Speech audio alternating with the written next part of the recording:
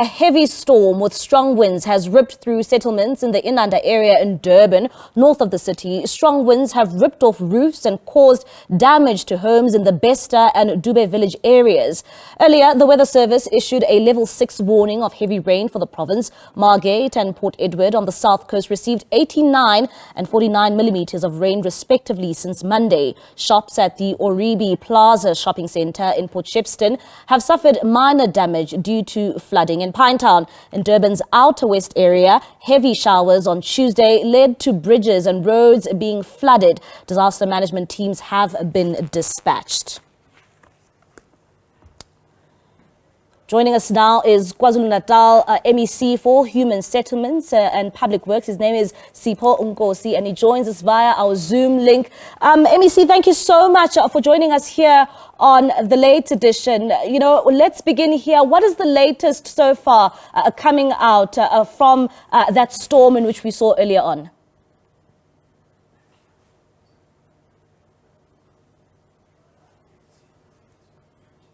MEC, could you please unmute yourselves? We can't hear you. No, thank you very much, ma'am, and your listeners. And it is true that you are coming from the Dube village, where the storm caused a lot of damage. We had to visit a number of households, and people lost everything. The roof got blown away, and everything there is very, very bad. But what is comforting us is that we did not get information of any casualties. That's what we are praying for, that if the rain continues, God must protect his own people. When I had to come back home in Pinetown, in the western part of Durban, there is serious heavy rain there. And then we are going to be out very early in order to meet with our people so that we show solidarity to them and render the support that they need. The teams have been activated so that they are ready to intervene, because a lot of damage has been caused in that part of the world. MEC, I know that it's still quite early. Do we know how many homes have been affected by the storm so far? We got there when it was already dark and there was a lot of rain that was there and the cold. And then we went to a number of households, and then many of them were damaged. It left a very long trail of the damage there up to the high school called Ushange, which was formed by Mafuzela Dube, the first president of the movement. So really, we cannot say for sure as to how many, because we came there when it was already dark. But there is a huge damage which we can confirm that we could witness when we were there. I know you also speak that, thank goodness that there's no fatalities so far. But do we know when it comes to the people being accounted for in the area, is the municipality or, the region, can they say if, many lives can be accounted for in your areas? As we have indicated, we had to go there immediately after we heard about the storm. But what is important is that we found the teams from the metro of eThekwini who were there with us on the ground. And the media, we really thank you very much for the quick action and then tell the whole world what is happening to our own people down there.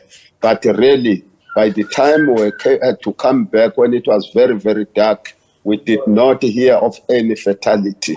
That's what we are happy about. We hope that there is none, but we did not cover the whole place of Inanda. And MEC, there is indeed a lot of destruction in your area as we speak at the moment. Are you able to tally, how much this could cost the province?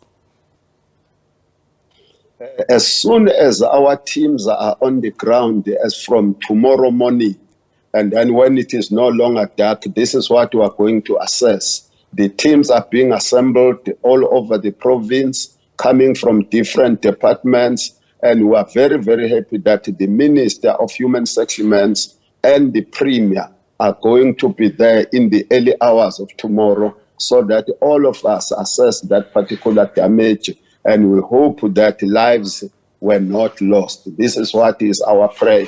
as we saw that huge damage, lot of damage that happened there, roofs ripped off and everything, electric wires torn apart and all those things. So it's a very, very sore point to see that particular damage that we saw today.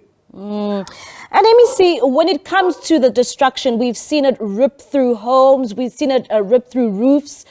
When it comes to some people being accommodated, I'm sure there are many who will not be able to spend their night in their homes. You know, is the province trying by all means to accommodate them? And, you know, where should these residents go?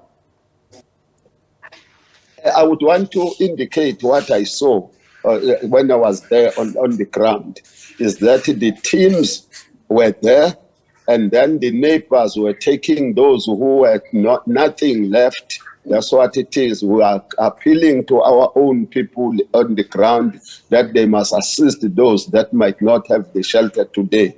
But by the end of the day tomorrow, we believe that would have rendered sufficient help to our people so that all of them are getting shelter. This is what is the goodwill that we are appreciating to our own people.